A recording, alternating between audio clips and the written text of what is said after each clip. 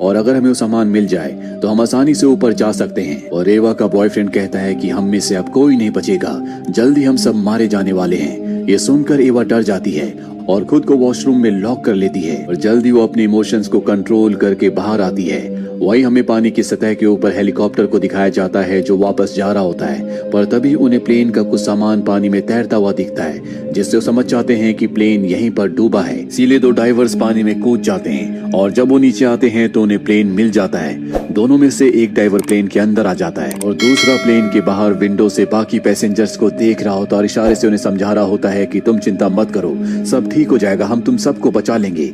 सभी पैसेंजर्स उसे वहां से हटने के लिए कहते हैं क्योंकि बाहर शार्क है, पर वो उनकी बात नहीं समझ पाता और तभी एक शार्क आती है और उसे अपने साथ ले जाती है। इसके बाद इन्हें एक और चीख की आवाज आती है और ये समझ जाते हैं कि दूसरा डाइवर भी मारा गया। और अब यहाँ पर एवा का बॉयफ्रेंड कहता है कि अगर हमें इनका ऑक्सीजन सिलेंडर और इनका सामान मिल जाए तो हम यहाँ से बाहर निकल सकते हैं। वो देखता है कि प्लेन के निचले हिस्से में उनका सामान है, पर वहाँ जाना बहुत ही खतरनाक है। वो सीट के ऊपर से देखता है कि पानी में कोई हलचल नहीं है, जिसका मतलब ये है कि वहाँ पर शार्क नहीं है। तभी उसका पैर स्लिप हो जाता है, वो पानी में गिर जाता है, जिससे एवा बहुत ज्यादा पैनिक हो जाती है। वो जोर जोर से चिल्लाने लगती है, पर अगले पल उसका बॉयफ्रेंड बाहर आ जाता है। वो हंसने लगता है, दरअसल वो सबके साथ मजाक कर रहा था। इस बात से एवा को बहुत गुस्सा आता है और तभी एक शार्क आती है जो उसका पैर खींचकर अपने साथ ले जा रही होती है, लेकिन एवा और कायल उसे पकड़ लेते हैं। इसी तरह से वो उसे ऊपर तो खींच लेते हैं, लेकिन उसका पैर टूट चुका है। उसके पैर में बहुत दर्द हो रहा है, इसीलिए रोज की ग्रैंड मदर जो कि एक नर्स है उसके पैर पर बेल्ट बांधकर खून को रोकती है।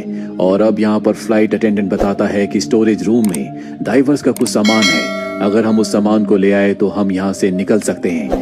इसीलिए एवा खुद वहाँ जाने का फैसला करती है। फ्लाइट अटेंडेंट पीछे का डोर खोलता और फ्लेयर जलाता है, जिससे वहाँ रोशनी होती है। एवा उस रास्ते से वहाँ पहुँच जाती है जहाँ पर डाइवर्स का सामान है। और डाइवर्स का सामान ऊपर लेकर आ ही रही होती है कि तभी एक ऑक्टोपस उसके ऊपर हमला कर देता है और अब फ्लेयर भी बुझ चुकी है, जिससे पूरी तरह से अंधेरा हो जाता है। ऊपर सब के सब डर जाते हैं। फ्लाइट अटेंडेंट तय करता है कि वो नीचे जाएगा, पर इससे पहले कि वो नीचे जाता एवा बैग लेकर ऊपर आ जाती है, जिसके अंदर 4 डाइविंग सूट्स और मास्क होते हैं।